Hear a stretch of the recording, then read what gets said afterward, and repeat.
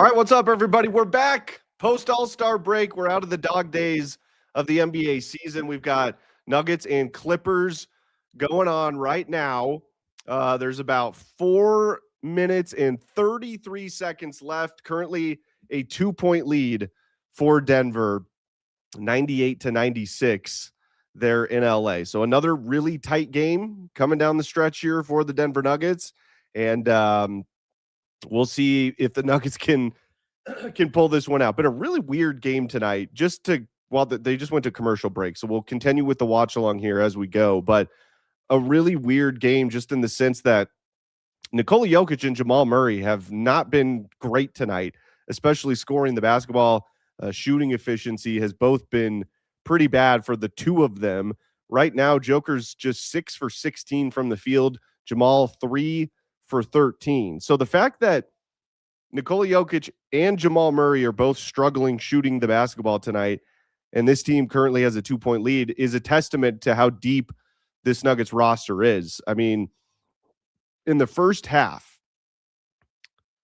Nikola Jokic and Jamal Murray combined shooting 3 of 18 for 7 points combined in the first half.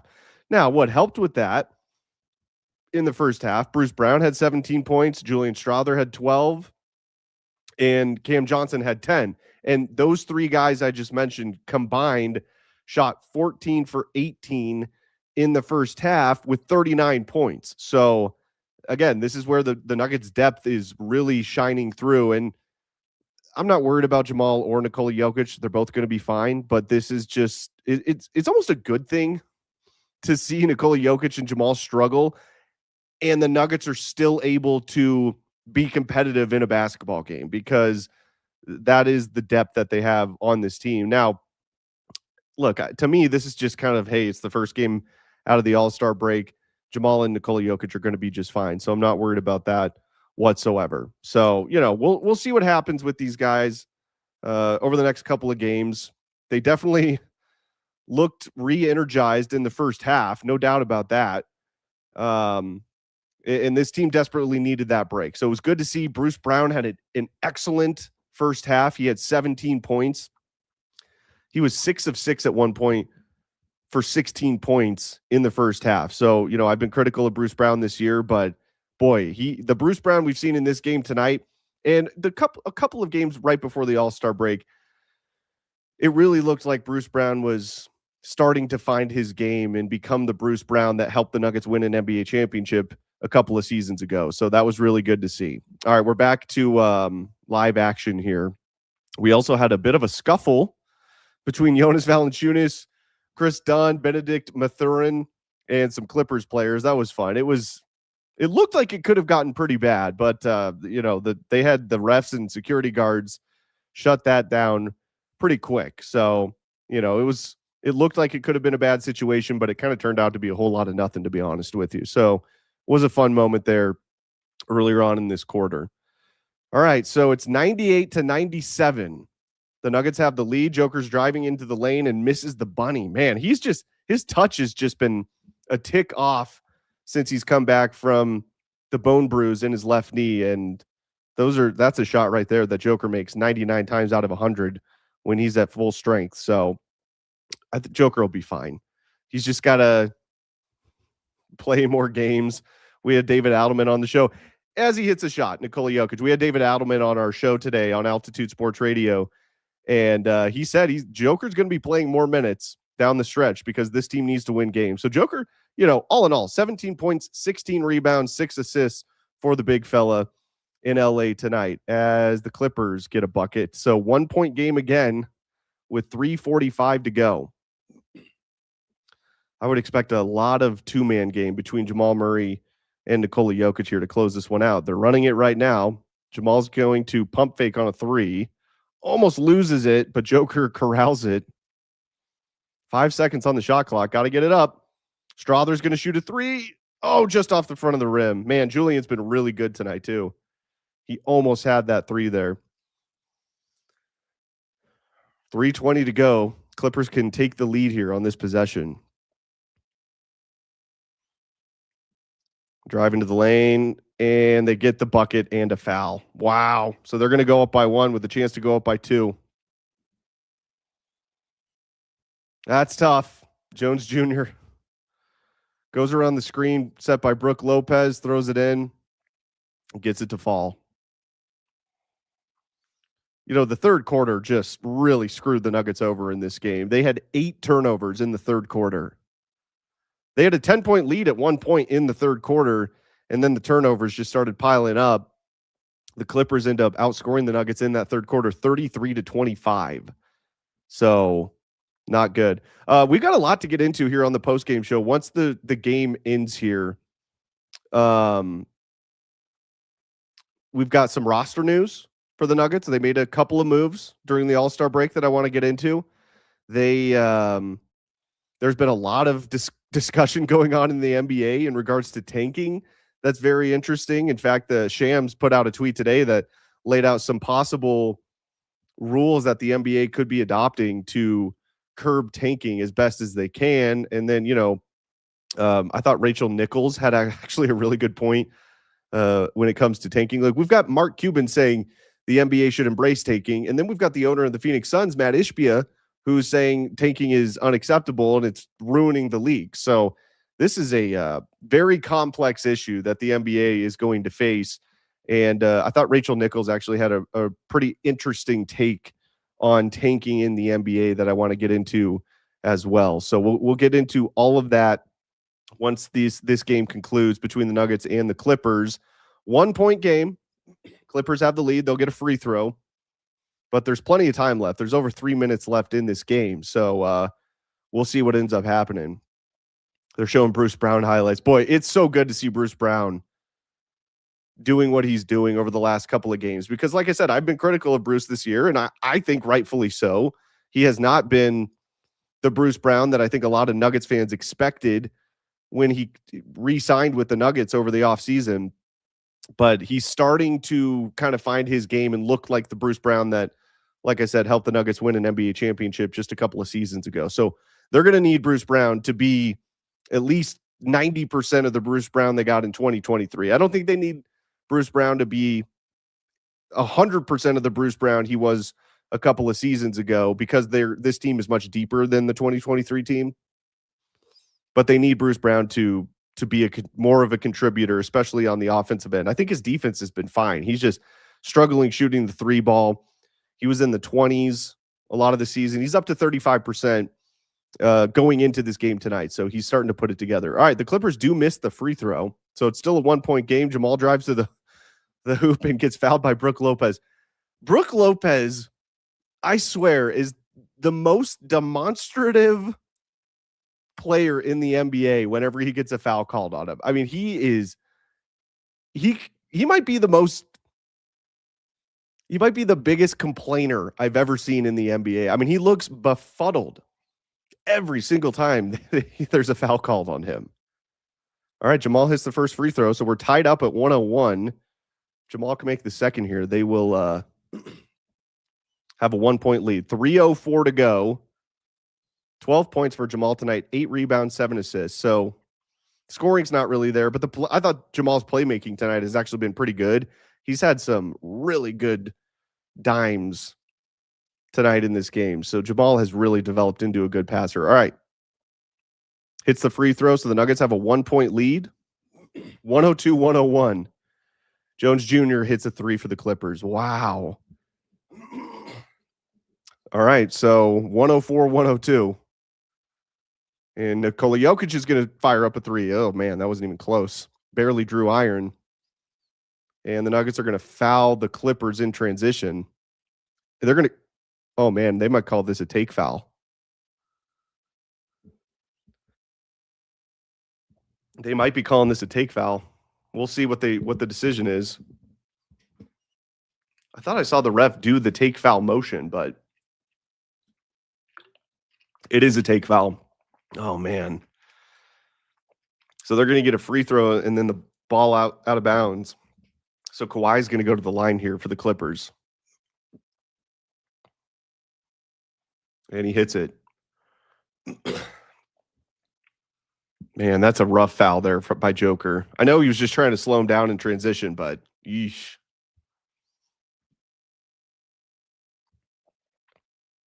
All right, so Clippers have it. I'm a little behind on the stream, just FYI, so everybody's aware.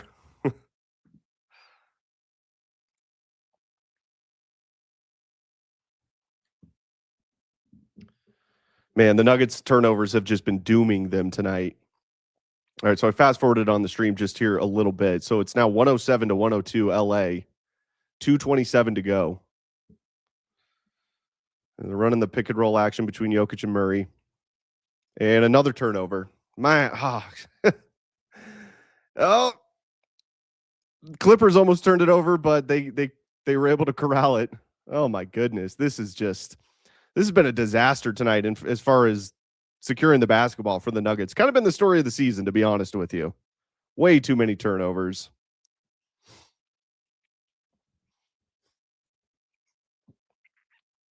All right, so Nuggets did get to the free throw line. Bruce Brown comes back into the game. 2:01 to go here. And Nikola Jokic is set to take his second free throw, misses it. Man, they've missed like 7 or 8 free throws. They've been so good from the line this year, but they are struggling from the line tonight. 150 to go, 107-103 lead for the Clippers. Got to get some stops here. If the Nuggets are going to have a chance in this, they've got to get some stops.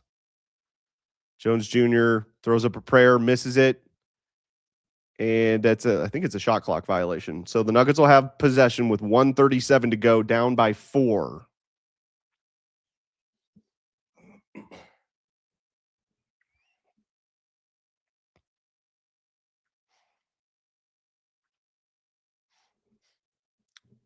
Plenty of time here. 107-103, 90 seconds to go. Got to get a bucket here. Joker's going to post up Brook Lopez, drive in, floaters up and good. 2-point game. Joker wanted the foul there too. You know, Joker said he's going to ease off on the refs this year, which I will say he has, but tonight he's been pretty demonstrative with the referees. 20 points, 17 rebounds, 6 assists for Nikola Jokic. Benedict Mathurin has it. He has been a stud tonight. They traded for him in the Ivica Zubac trade right before the trade deadline. I was shocked that the Pacers traded Benedict Mathurin. He was the 6th overall pick in, I believe, 2022. He's a really good player. I couldn't believe they traded him. And I like Zubac also, but I didn't get that trade. Okay, so the Clippers actually are going to call a timeout. They only have 4.6 seconds left on the shot clock. 63 seconds to go here in a 2-point game.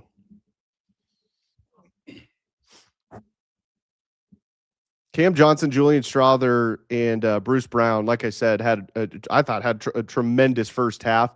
Slowed down here a little bit in the second half. Where are we at right now?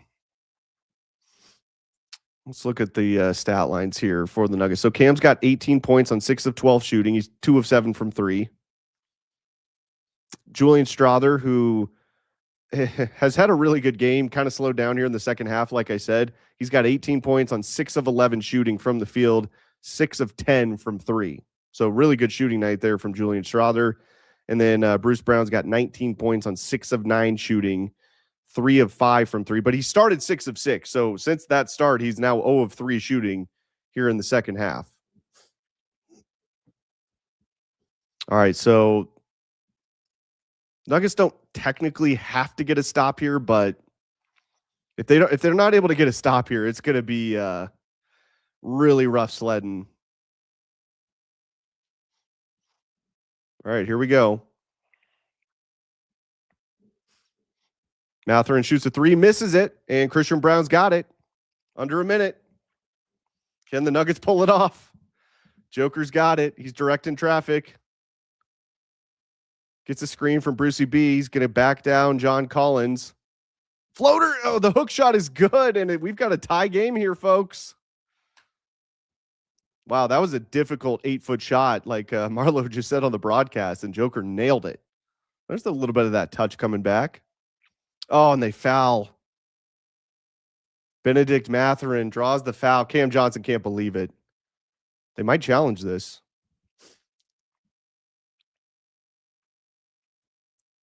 Yeah, let's see if Adelman decides to challenge this. I mean, if you're going to use your challenge, now would be the time.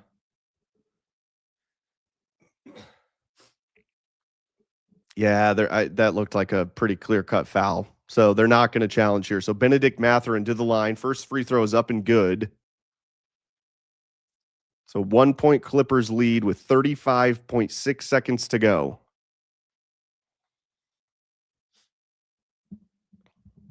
Wow, Mathurin's got 35 points tonight. He's a really good player.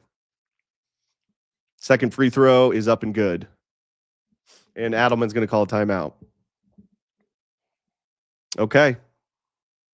So 2 point game, 35 seconds. We'll see if the Nuggets can pull this out. Let's see what Adelman draws up here in the timeout. Adelman's pretty good at drawing up the out of timeout plays. So, I don't hate this situation for the Nuggets.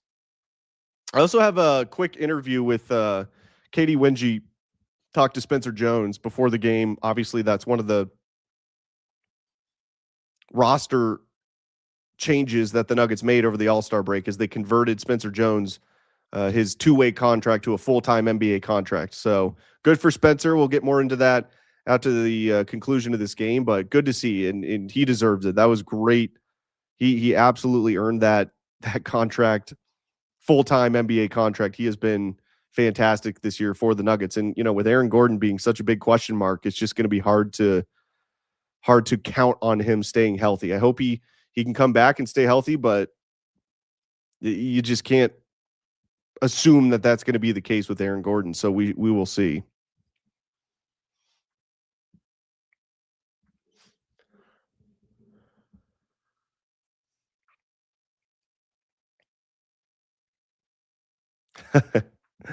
Star Child, what the heck is tanking, DT? We'll get into it. Oh, that's been the biggest topic of conversation over the All-Star break. I mean, Adam Silver was asked about that at his press conference at the All-Star festivities. And this is a big, big topic going on in the NBA right now. All right, so out of the timeout, Joker's got it. He's going to drive in on Lopez. Oh, and it's short. I think Lopez might have gotten a piece of that. So the Clippers have it. They don't have to foul. Why'd you foul? Hardaway fouled. They didn't need to foul. And oh, man. Hardaway grabbed him, and you had 6 seconds that separated the game clock and the shot clock. You didn't have to foul there. Oh, man, that's a silly decision there by Tim Hardaway. He knew it, too. He kind of threw his hands over his head like, oh, that was a mistake. And the Clippers hit free throw number 1. That's a big-time mistake there from Hardaway. Yeah, I mean, you had 6 seconds separating the game clock and shot clock. You did not have to foul there. And they hit both free throws. Oh, man, Tim Hardaway is going to be kicking himself over that one. Got to be smarter than that into game situations. All right, here comes Jamal Murray. He's going to drive it straight to the rim and jam it home. Wow. Okay, so 2 point lead. Now you got to foul. And they do. Benedict Mathurin gets the foul. All right, so they're not going to be able to advance the ball here. So the Nuggets are going to have to foul again. 15 seconds left on the clock. Wow, that was a really sick dunk by Jamal Murray. That was his 15th point for Jamal.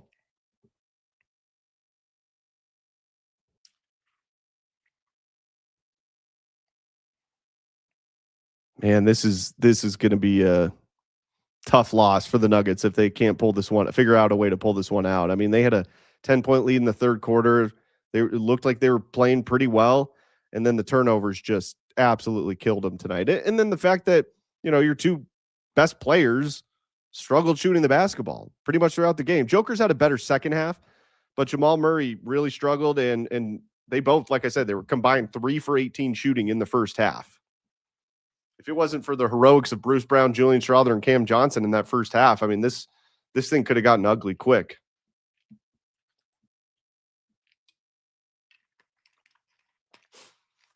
Yeah, Joker's got 22, 17, and 6 on an off shooting night. That's how good Nikola Jokic is.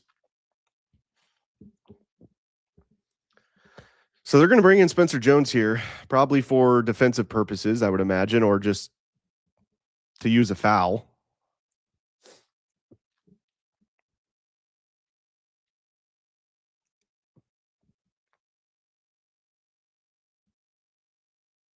.1 seconds to go here. 2-point Clipper lead.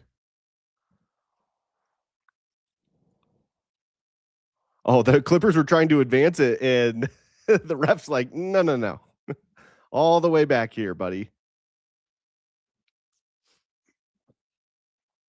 I thought Christian Brown looks like he's getting some of his juice back. He doesn't look 100% yet, but I thought tonight was a really positive sign for CB as well. All right, they're going to get into Brook Lopez.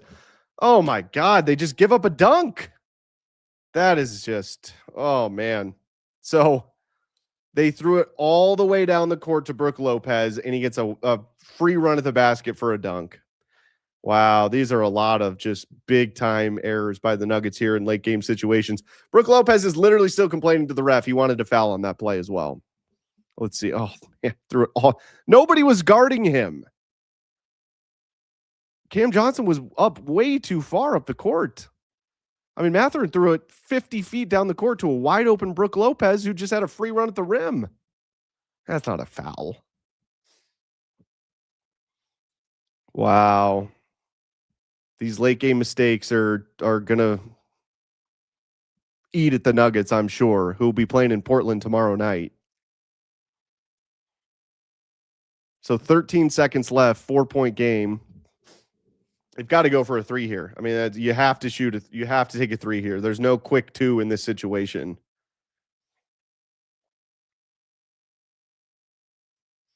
You can't count on the Clippers missing a one of their free throws. Now they could, but I just don't. I think it would be wrong to try to employ that strategy.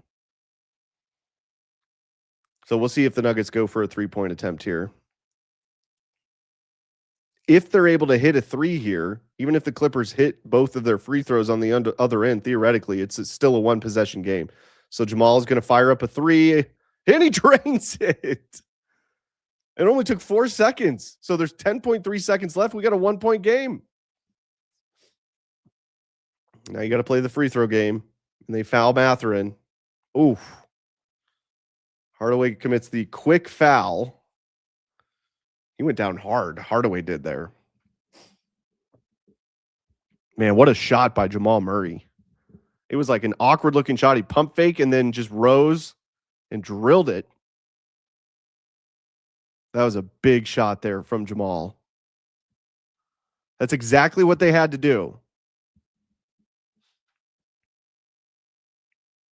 So Mathurin's going to go to the free throw line here.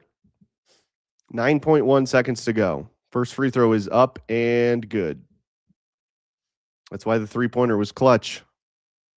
You're still going to have a chance, even if he makes the second, to at least tie it up. Great opportunity to tie it up if he makes the second free throw. He's 11 of 12 from the line tonight, is Mathurin.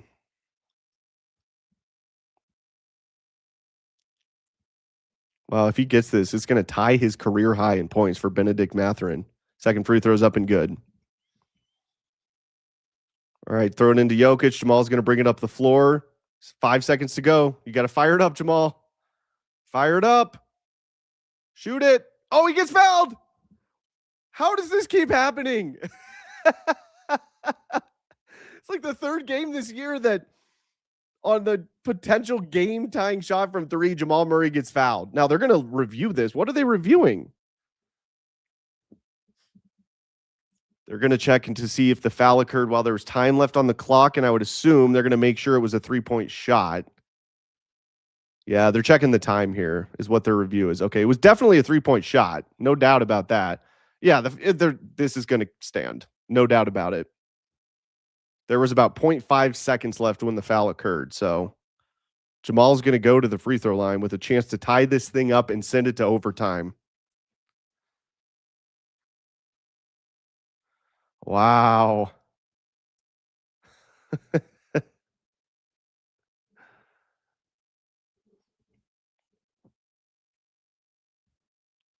Ooh, here's a fun comment. When are we going to speak the truth and say the Nuggets are bad? They can normally score, but their defense is bad, and it was turnover central tonight. Well, I think I disagree with your premise that they're bad. I mean, there's 15 games over 500. Now, I do agree with you that the turnovers are a major issue. The defense has been way too inconsistent this year. Now, having Aaron Gordon come back and be healthy would help with that significantly. Hopefully that's the case. But the offense I've never worried about. The offense will be fine. You had your two best players really struggle shooting the basketball tonight. I'm not going to expect that to be the case for the rest of the regular season and into the playoffs. All right, Jamal's going to the line. 0.9 seconds left on the clock. Remember, he was in this situation a couple weeks ago and missed a free throw. So the first one is up and good. By the way, he's shooting it on the section in the Intuit Dome in LA with the wall, the infamous wall. So we'll see if Jamal Murray can overcome the wall there at the Intuit Dome. Second free throw is up and good. Whew, Jamal stepped back like he thought he was going to miss it. All right, Adam is going to bring in some subs here. He's going to bring in Christian Brown and Bruce Brown for Strother, and I couldn't see who else they took out. Oh, and Jonas Valanciunas is going to come in. So Hardaway goes off the floor as well. So they're going to have Jokic and Big Val on the floor together for probably for rebounding purposes, I would assume.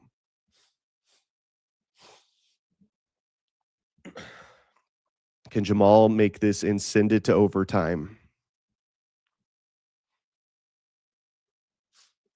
He's getting ready. Third free throw is up, and he missed it. Man.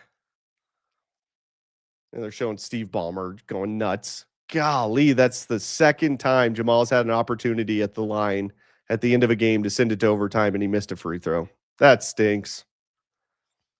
He's the best free throw shooter on the team. I mean, that's the guy you want at the line. Theoretically, that's a bummer. The first time that happened, he missed the second free throw, I believe. So the Nuggets fall to the Clippers 115 to 114.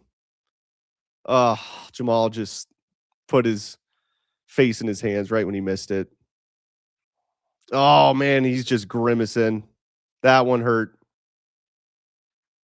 All right, folks, there's your final. 115 to 114. The Nuggets fall to the Clippers. That's a tough way to start the first game back from the All-Star break. Okay, so reaction to what we just saw, how we just saw that game end. And yeah, Marion, I agree with this point. Should not have come down to that in the end. Absolutely. The turnovers in the third quarter just killed the momentum they had. Like I said, they had a 10-point lead in that third quarter, and then they started turning the ball over way too much. And the Clippers actually ended up taking a 1-point lead going into the fourth quarter. So you're absolutely right. It shouldn't have come down to that. And look, this is something that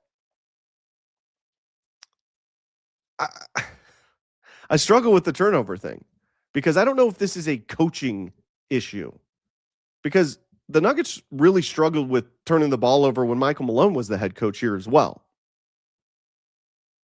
So this, I would love to ask Scott this question on my show. Like, what can you do to try to limit turnovers as a team? Is there certain strategies you can employ? And I've always said the one area I think is fair to be critical on Nikola Jokic is he turns the ball over too much. Now, I say that with a little bit of grace there for Nikola Jokic, because he is trying so many ridiculous, insane passes that work a lot of the time, that you almost will take the turnovers with the way that Nikola Jokic passes the basketball. But tonight, Nikola had a couple of turnovers, just silly, like dribbling the ball up the court and gets it pickpocketed. I mean, those are not trying creative passes, and they're getting turned over. So those are the things that I would like to see the Nuggets clean up. I mean, Joker had 6 turnovers. Jamal had 4. Joker had 6 assists, 6 turnovers. So his assist to turnover ratio was 1-1. Yeah, that's a tough loss for the Nuggets. They fall to 35-21 on the season. Positives from tonight. Like I said, I thought Cam Johnson looked pretty good, especially in the first half. Julian Strouder looks like he has really turned a corner and become a guy that the Nuggets can really turn to down the stretch here for some instant offense. I would assume that once this team starts to get more healthy, he will return to the bench, but he started again tonight and he shot the ball really well. He was 6 of 10 from 3, 6 of 11 overall from the field. Would like to see him get to the basket maybe a little bit more. That's something I thought he was doing a really good job of before the All-Star break, was cutting those curl screens, cutting around those and getting straight line driving to the rim. We saw Cam Johnson actually do that a couple times in the first half. So I would like to see Julian Strouder do that a little bit more. I think that's an area that he excels in. So I would like to see that. But, I get it. I mean, he was on fire from 3 tonight. So if you're as hot as he was from 3, keep shooting it. And that's what he did. So really liked what I saw from Julian Strouder, at least on the offensive end tonight. I thought Christian Braun had some really good defensive moments in isolation on Kawhi Leonard, where he was making life tough on Kawhi. Kawhi finishes with 23 points, but he shot just 8 of 18 from the field and 1 of 7 from 3. And a lot of that was due to Christian Braun just hounding him on the defensive end. So that was good to see. It looks like Christian's starting to get back to full health. I still think he's got a little ways to go, but it's a night and day from what we saw from Christian Braun when he initially came back the second time from his ankle injury. Tim Hardaway struggled tonight. 2 points on 1 of 5 shooting, 0-4 from 3. He's kind of hit a little bit of a dip in his play over the last couple of weeks. And Jonas Valanciunas, I thought, was just okay tonight. Did get in that little scuffle there early in the fourth quarter, which could have been fun, but they shut it down pretty quick. And then Spencer Jones, after signing the NBA contract, just 2 points in 16 minutes, only took 3 shots. I thought Spencer was way too I didn't think he was aggressive enough on the offensive end. In fact, there were a couple of open corner threes that he passed up on. And the guys on the broadcast were even saying, you got to take those shots. He's shown the ability to hit those. So I would like to see more aggressiveness out of Spencer Jones in those scenarios when he's got an open shot in the corner. You got to take that shot. And I don't think he did that tonight. And then Jamal Murray obviously really struggled shooting the basketball, 5 of 15 from the field. He did end up with 20 points, but that first half, 8 of those came from the line. Could have been 9, but he missed that last free throw, and the Nuggets fall to the Clippers. Like I said, 115, 114. Look, this is there's no more playing around for the Nuggets. The West, I've talked about how tight the Western Conference is. They can't afford to be losing games like this. This is a loss that's probably going to stick with them, I would imagine, because this is a game you should have won. It was 37-37 was the score between the two teams in the fourth quarter. If you don't have that lapse in the third, turning the ball over 8 times, you're not in this situation where Jamal is in the pressure cooker having to hit 3 free throws at the end of the game. And let's not forget, Jamal hit a very clutch 3 just to put him in position to be able to possibly tie the game. So yeah, just a really frustrating loss. That's just out of the All-Star break. It's not the kind of loss that you want to have. So tough night for the Nuggets. Okay. Couple of news and notes over the All-Star break. Spencer Jones, like I said, converted to a full-time NBA contract. Awesome to see. And the Nuggets signed former Buff KJ Simpson to a 2-way contract. Really good to see. He was drafted 42nd overall a couple of years ago by the Charlotte Hornets. The Hornets have a plethora of guards, so they let KJ Simpson go, and the Nuggets claimed him. I really liked him at CU. I doubt we'll see any KJ Simpson this season. Go play in Grand Rapids. That's great. And I think he is a guy that has NBA potential in the future. This was not a move to help the Nuggets this season, but man, I loved KJ Simpson when he was coming out into the draft out of CU. If you remember, that was the draft where the Buffs actually had 2 first-round picks and a second-round pick. It was Cody Williams, 10th overall to Utah, Tristan De Silva, I believe 18th overall to the Orlando Magic, and then KJ Simpson in the second round, 42nd overall to the Charlotte Hornets. Really liked all 3 of those players out of Colorado, and KJ Simpson was a really kind of big-time player for the Buffs, and he made some big shots in the NCAA tournament a couple of years ago. So pumped that the Nuggets signed him. Again, like, I don't think this is a move that is for this season. This is a futures kind of deal, and who knows? Maybe he takes over as the backup point guard eventually for Jalen Pickett. By the way, no Jalen Pickett tonight. It's a little interesting. No Jalen Pickett.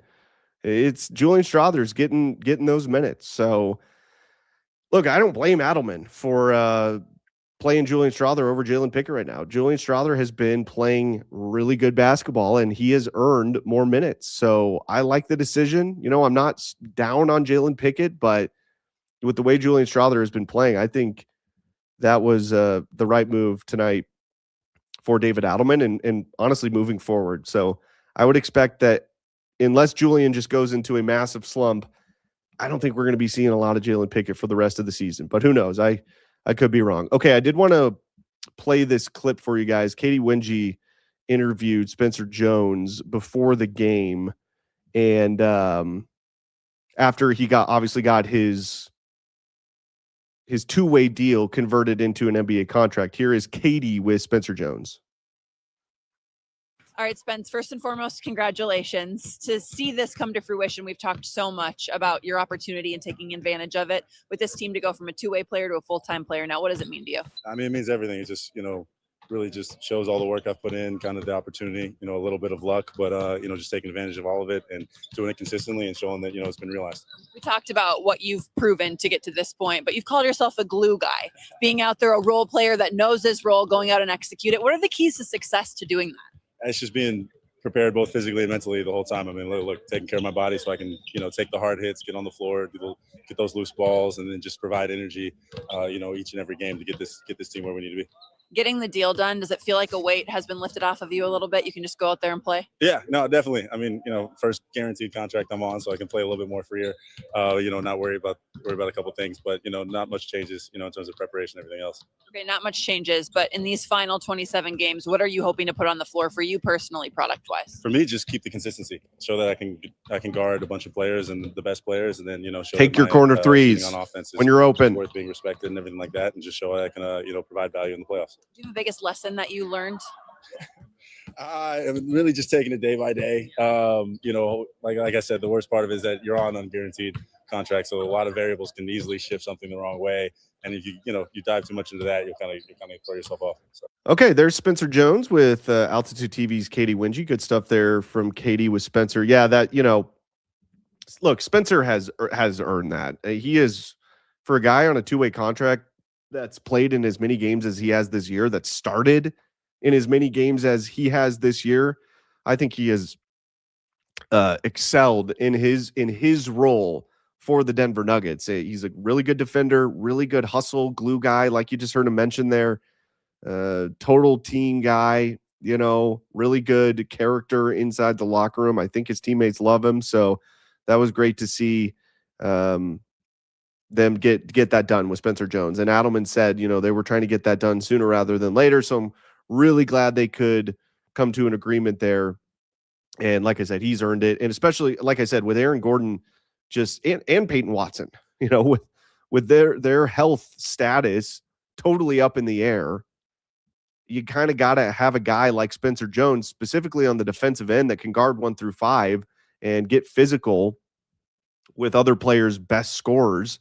If they need him to, he's able to do that. So congratulations to Spencer Jones. Well-deserved, well-earned from him. And I'm really glad that the Nuggets were able to get a deal done. Okay, let's see here. I want to get to some of your comments before I get into the tanking stuff, which is really good. And Adam Silver has got a mess on his hands when it comes to the tanking stuff. But let's see here. Adelman is not doing a good job in his first season. I mean, everybody was praising Adelman during what I dubbed the injury bug stretch, where the Nuggets went, 10-6, I think, in the 16 games that Nikola Jokic missed. Thought he did a pretty damn good job coaching in that stretch. Now, look, I think it's more than fair to criticize David Adelman. And are there things he needs to get better at? Sure. But if you're going to criticize Adelman, which I'm not discouraging you to do so, okay? You're a fan. We're all fans. That is your right. but tell me some specific things that you're not liking what he's doing, whether it's rotations, minutes played, lineup decisions, all of that stuff, strategy. I'll tell you this: the one big concern I had with Adelman taking over full time this season was his lack of experience coaching defensive basketball. Okay. So if you remember when Michael Malone was the head coach here, Michael Malone was the defensive guy. He was a defensive minded head coach. David Adelman was his offensive coordinator. Okay. I think Adelman, his mind for offensive basketball is one of the best in the league. Jamal Murray, you don't believe me? Listen to what Jamal Murray said. He's called him an offensive genius several times. So again, I'm not worried about the Nuggets offense. Defensively, there's some big question marks. Now, again, having Aaron Gordon come back would be helpful, but I do think that Adelman has struggled coaching this team up on the defensive end. I don't know if turnovers are a coaching issue, but if they are, he hasn't done a good job there either. And he's talked about the turnovers. I mean, I've been in these press conferences where Adelman has been asked, what's going on with the turnovers? And Adelman's just as frustrated as all of us are with the turnovers, but he has yet to really find a solution. So I don't know, but overall, for a guy in his first year coaching as a head coach full-time, I think he's done a pretty good job overall, specifically with Nikola Jokic out. I mean, let's just keep in mind how many injuries the Nuggets have had this year. I think they have the second most games missed due to injury of any team in the NBA. So I get it. Tonight's a frustrating loss. There's been times of this throughout this season where I've questioned some of Adelman's decisions, but there's also been times where I've been really impressed with what he's been able to do managing all of the injuries they've had. I mean, you had the best player in the world miss 16 games and you go 10-6. That's pretty good. So give me your thoughts, everybody. I would love to hear from you of kind of specific areas that you would like to see improvement from David Adelman. All right, let's see here. Then Adelman chose a first-time coach and Jared Dudley to be the defensive coach. Yeah, I mean, that's where these assistant coaches are really, really important. I don't know much about Jared Dudley as a coach. I remember obviously him as a player, but the defense just has not been good enough. It hasn't been good enough. What's weird about this problem for the Nuggets, to start the year, I think in the first 20 games or so, I want to say, they were the first or second rated defensive team in the NBA. Number 1 or 2 in defensive rating in the entire NBA for the first, almost quarter of the season. And then the injuries started kicking in. When you lose Christian Brown for that many games, when you lose Aaron Gordon for that many games, those are your 2 best defenders. So the defense is going to struggle. There's no doubt about it. I thought Christian Brown was excellent defensively tonight on Kawhi Leonard. I know I mentioned that before, but so once they start getting some of these guys back, Peyton Watson, you're missing your best shot blocker, but again, they weren't playing really great defensively when Peyton was in there either. I think Aaron Gordon, where he has missed the most, is not his three-point shooting ability, which he's developed into a really good three-point shooter. It's not him being in the dunker spot, because the Nuggets have other guys that can fill those roles. They really miss him on the defensive end. He is their true Swiss Army knife. If you go back to the playoffs in 2023, I've had this debate with a buddy of mine who's a Rockets fan. And he was kind of talking crap about Aaron Gordon's defense. And I was like, he was one of the top-rated defenders in the 2023 NBA playoffs, number 2 or 3 of every player in the playoffs. He was one of the top-rated defenders in those playoffs. And the Swiss Army knife effect that he has, he can guard 1 through 5. He's very smart on the defensive end. I would expect the Nuggets defense to get significantly better if he's able to come back. Again, that's kind of the big question mark here. Okay, before we get out of here, I'd be remiss if I didn't get into some of this tanking stuff. So the NBA is not the only league that has a tanking problem. I'm sure the teams in baseball tank. I know that teams in the NHL tank. Football is one of those sports where it's like pretty hard to tank, I would say, except for like maybe the last week or two of the regular season.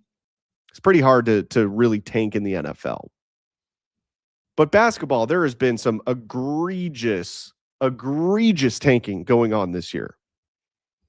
The Utah Jazz just got fined $500,000 for sitting 3 starters in a game just before the All-Star break. The Orlando Magic were playing a game in Utah. The Jazz were up by 17 points going into the fourth quarter, okay? They rested 3 of their starters. They did not play the entire fourth quarter. Orlando came back and won the game by 1. They beat the Jazz by 18 points in the fourth quarter. So that kind of stuff is not acceptable. And to be honest with you, like, I don't know, 10 to 12 teams the last 2 months of the season have become pretty unwatchable. Like, the fans that are paying to go to these games, you might as well just light that cash on fire, because it's not fair to the fans. It's a bad look for the league. It's a bad product for the league. So tanking is absolutely an issue.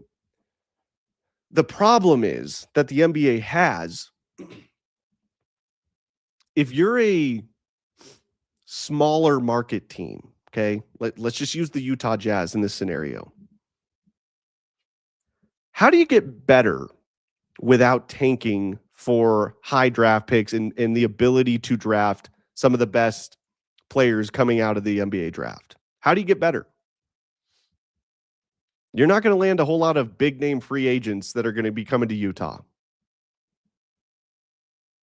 There's not going to be a lot of trades available out there to improve your basketball team to the point where you're at the bottom of the league and then all of a sudden you're a playoff team. That rarely happens in the NBA. I mean, you look at the Oklahoma City Thunder. They traded Paul George to the Clippers. They get back Shai Gilgeous-Alexander, a future, now reigning MVP. Those kind of trades are very rare in the NBA. And honestly, that was a stupid trade by the Clippers. So that helps. Now, the Thunder have the best front office in the league, in my opinion. I mean, Sam Presti is a wizard. The amount of draft picks they've acquired has been remarkable. But that was a trade where, okay, that made them much better very quickly. But can you think of any other examples where a bottom dweller in the NBA was able to, through free agency or trades, make themselves not even into a championship contender, just like a legitimate playoff team? It's pretty rare. I mean, if you look at all of the teams over the last couple of decades, even really in the NBA, but specifically over the last 10 years that have gone from bottom dwellers to contenders. I mean, you look at the Detroit Pistons. They have the best record in the NBA now, by the way. They overtook the Oklahoma City Thunder. They now have the best record in the NBA. I actually was watching that game on Prime Video before the Nuggets game. They had a ton of high draft picks. That's how they got better. They got Cade Cunningham first overall. He had like 42 points tonight and 10 assists. I mean, the dude's a stud. They have a ton of high draft picks, and boom, they got the best record in the NBA. They didn't do that through trades. They didn't do that through free agency. So Adam Silver's problem and the league's problem is, how do you expect teams to get better without tanking? There's no real good answer. So here's what multiple sources, this is a tweet from Shams from earlier today, with knowledge of Thursday's GM meeting as well as late January competition committee meeting, told ESPN that the following concepts have been discussed to curb tanking. A lot of ideas here. First round picks can be protected only top 4 or top 14 plus. So if you're picking 5 through 13, those are not protected in a trade scenario. Okay, I don't know how much that would really curb tanking, but sure. Second idea, lottery odds freeze at the trade deadline or at a later date. So essentially the standings at the trade deadline you're locked in for your lottery odds. I think that would help a bit. None of these are going to completely eliminate tanking, by the way. But I think that would help a bit. So, if we just look at the standings right now, and I know that there are games played tonight. Let me just pull up the standings here in the NBA real quick. So let's just operate on the premise that these were the standings right before the All-Star break. Pretty accurate. It'd be Sacramento, Indiana, New Orleans, Washington, Brooklyn, Utah, Dallas, Memphis. I mean, those are your top 8 teams. So they would have the best 8 odds. Locked in, no matter what happens. So there would be no point, like for Utah, they would have the 6th best odds locked in. So no more reason to tank for Utah because they're locked in at number 6. Okay, I kind of like that idea. Idea number 3. No longer allowing a team to pick top 4 in consecutive years and or after consecutive bottom 3 finishes. If you follow baseball, they've adopted this rule in the Major League Baseball draft. The Colorado Rockies, who had the worst record in all of Major League Baseball last season, cannot pick in the top 10 in this upcoming draft in 2026. Doesn't matter that they have had the worst record in baseball last year. They are locked out of the top 10. Now, after this year, they are eligible again to go back into the top 10 of the draft lottery, depending on where they finish. But that's what baseball's doing. Okay. Kind of sucks for the Rockies because they weren't tanking. They were just a very bad team. So it's like, that's kind of the juxtaposition of this. Some teams aren't tanking. Some teams are just really bad. So that one's a little tricky. Another idea, lottery odds allocated based on 2-year records. How about that? So they would take combined records over 2 seasons to determine draft odds, lottery odds. Okay, that's kind of interesting. Lottery is extended to include all of the play-in teams. Okay, so even if you're a play-in team, you still got a chance to get the first overall pick theoretically. And lastly, flatten the odds for all lottery teams. I think that's probably my favorite one.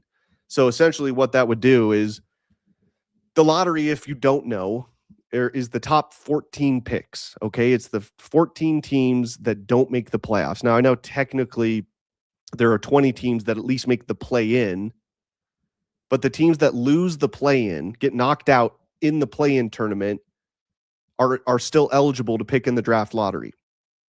So 1 through 14 would all have the exact same odds or chances of getting the first overall pick in the draft. I think that would help. But this is a big problem that Adam Silver in the league office is going to have to solve some way, somehow. Like I said, they're never going to figure out a way to completely erase tanking. Because if you do the idea of like freezing it at the trade deadline, well, that just means teams are going to tank earlier in the season and try to have the worst record at the All-Star break. I don't know. So this is kind of a big issue for the NBA. There's no real easy solution. And then you've got Mark Cuban saying the NBA should just embrace tanking. Then you've got the owner of the Suns, Matt Ishbia, who said tanking is horrible for the game and we can never do tanking. So this is it's a very interesting time for the NBA, and we'll see what Adam Silver decides to do. But a lot of options being discussed. This is good. Relegation to the G League. So you're going to have a G League team go up to the NBA. I know they do that over in Europe with European soccer, but the problem is like a G League team coming up to the NBA, they're going to get killed. They're not going to have a chance.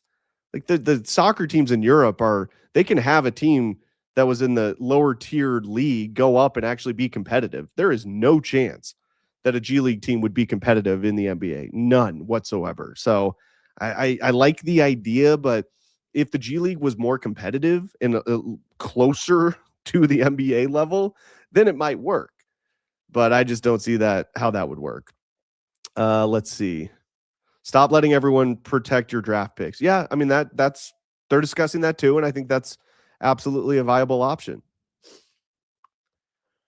Adam Silver just wants the big market teams to get better for TV ratings. I have no way of knowing if that's actually true. And what I would say to that is, if that was the case, I mean, they'd be doing everything in their power to make the Nuggets as bad as possible, make the Oklahoma City Thunder as bad as possible, Cleveland bad as possible. That's a tough one, just because would it shock me if that's what they were doing? No. And I get it. And NBA ratings have kind of had some peaks and valleys over the last couple of years. And I think part of it, there's a bunch of reasons for that I won't get into, but part of it is because these teams are so unwatchable. Some of these teams that are at the bottom of the league, the last 2+ months of the season, these games are unwatchable. And fans are not going to want to spend money to go to these games. So really like all your ideas on here. It's a fun conversation, but this is not an easy solution for the league. So we'll see what they end up doing. And I'm in the camp of just all 14 lottery teams all get the same odds. I don't know what a better solution would be, and stop protecting draft picks and trades. I think that would help as well. So interesting stuff there. We'll see what the league decides to do. All right, everybody. Thank you so much for listening. Pumped to be back post All-Star break. We're officially out of the dog days of the NBA season. It's time to rock and roll as the Nuggets make their final push towards the playoffs. 25 games to go before the playoffs start. And it obviously got off to a bad start tonight with the Nuggets falling to the Clippers 115-114. But quick turnaround. They're going to have an opportunity to bounce back coming up tomorrow night in Portland against the Blazers. We'll talk to you then for another edition of In the Paint, where we react to Nuggets and Blazers tomorrow night. Catch y'all then.